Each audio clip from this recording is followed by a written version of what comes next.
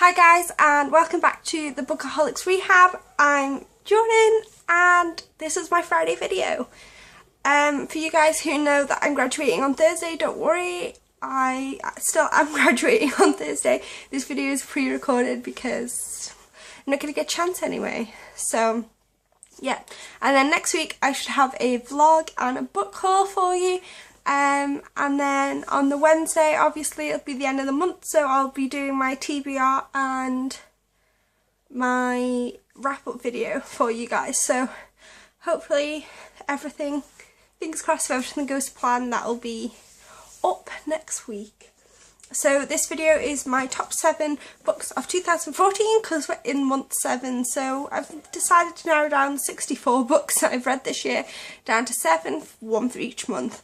So yeah, the first book will come as no surprise to you guys, and that is A Game of Thrones by George R.R. Martin. I adore this series. I really love the TV series, and I'm not even going to try and attempt to tell you what it is about because it's so complicated.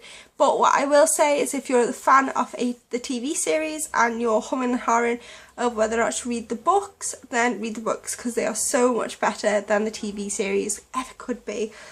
So yeah. The next book on my list is Aristotle and Dante Discover the Secrets of the Universe by Benjamin Elia Sayans. This book is fantastic. It's about 2 young boys who become friends at the swimming pool and teach each other, well, Dante teaches Ari how to swim.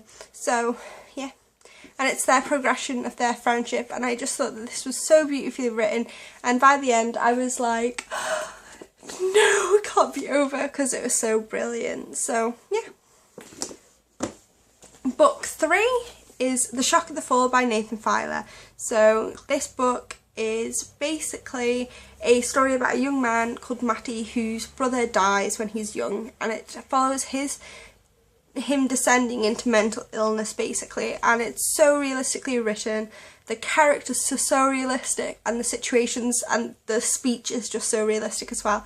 I did do a mini review of this, so if you want some more information, I will leave that down below. The next book will come as no surprise if you follow me on my blog, and that is Wuthering Heights by Emily Bronte. I absolutely adore this book. It's the love story of Heathcliff and Cathy, and it's so tragic and so beautifully written. So yeah, the only thing that's my problem with this book is Lockwood. I would get rid of him. I think he's the most pointless character in the history of characters. So yeah. The next book is loads of people's favourite book, and that is The Book Thief by Markus Zusak. It follows the story of Liesel, a young girl who's growing up in Nazi Germany. It's absolutely fantastically written. It's narrated by Death, and there are so many good quotable bits in this book you just have to pick up. And plus, the ending will make you sob like a little girl. So yeah, always a good reason. The next book was a surprise favourite, and that is The Bone Seeds by Samantha Shannon. The reason why it was a surprise favourite was because on Goodreads people hadn't given it very good ratings, but I have to say that I was so pleasantly surprised and loved it. It's about a group of clairvoyants who are taken to an underground city, and it's their job to try and, you know, escape. And it's fantastic. It genuinely is brilliant. So if you haven't picked it up, or you're humming and hawing over picking it up because of the reviews on Goodreads, well, give it a go, because it could be like me, and I really enjoyed it. The next book, and the last book, I think, yes, the last book in my pile, if you followed me on my blog when I was reading this, you will know how much I love this book, and that is Anna Karenina, which is by Leo Tolstoy, and I absolutely adore this book. It follows the lives of a few Russian aristocrats and centres around the life of Anna,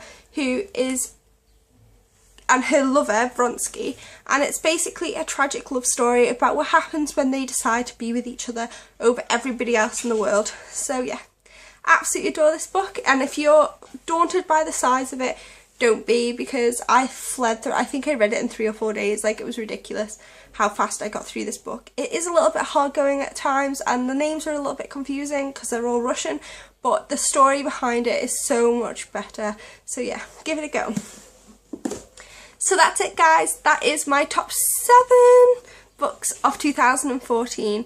If you liked it, then give me a like or a thumbs up. If you didn't like it, then tell me why you didn't like it. If you have any recommendations about which books I should read next, or any recommendations based on my favourites, then that's good. But please stay tuned for the vlog and the book haul and my TBR and everything next week.